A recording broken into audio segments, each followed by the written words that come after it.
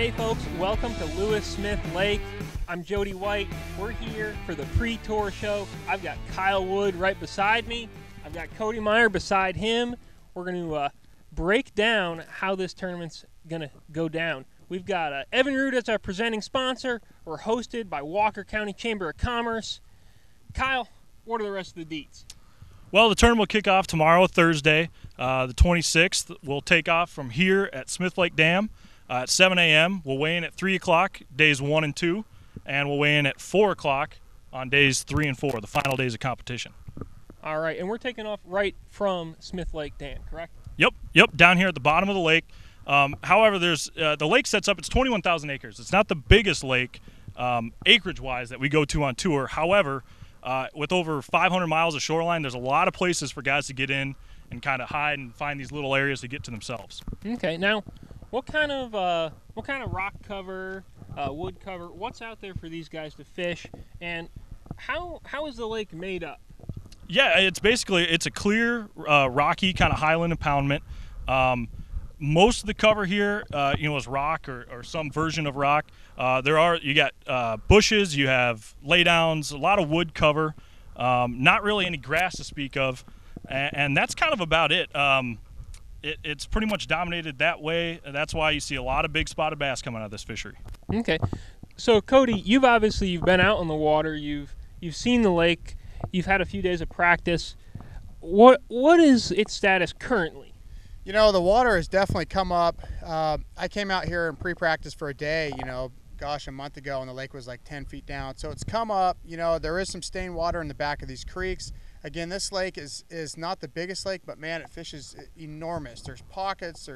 You really can spread out. And the cool thing is, guys that want to fish for largemouth can fish for largemouth. Guys that want to fish for spots can fish for spots. There's spots, pre-spawning. There's still spots out chasing herring in 100 feet of water.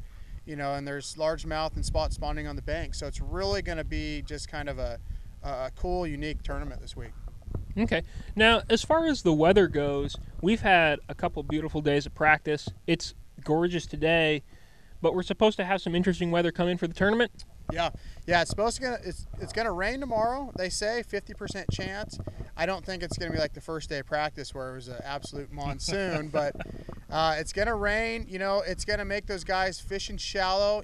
Catch a lot of those fish that aren't spooked as easily with the sun out. And then Friday it's supposed to clear off, be colder, and so you're really gonna have to adapt. And that's the cool thing. If you're fishing for spots, you're going to be able to catch them. In largemouth, you're going to be able to catch them probably day 1, but it's going to be tougher on day 2. Okay. So we've been here before, 2 times, 2008 and 2013. Kyle, what happened then?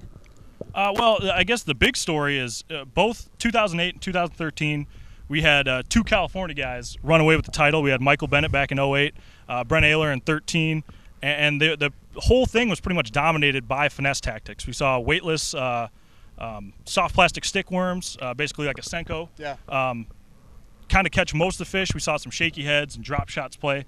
But that's kind of been the deal the last 2 times we've been here. Now, back in 13, it was a little, I would say, it was a little cooler. We were here a little earlier than we are now.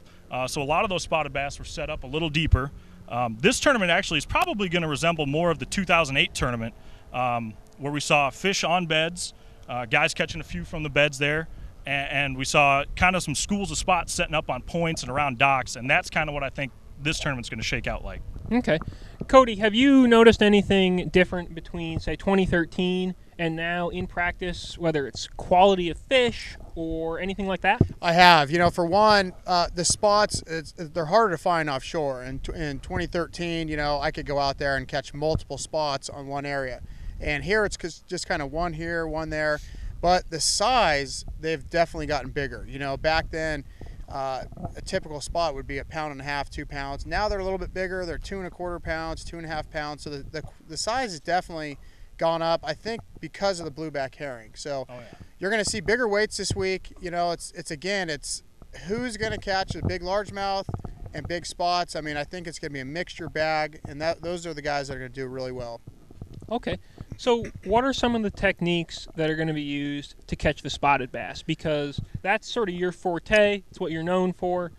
What's going on there? Well, the typical drop shot, swim bait type stuff is always going to work. A shaky head, this is a Strike King shaky head and a Strike King finesse worm. This always catches fish. This is a limit filler and can catch some big spots.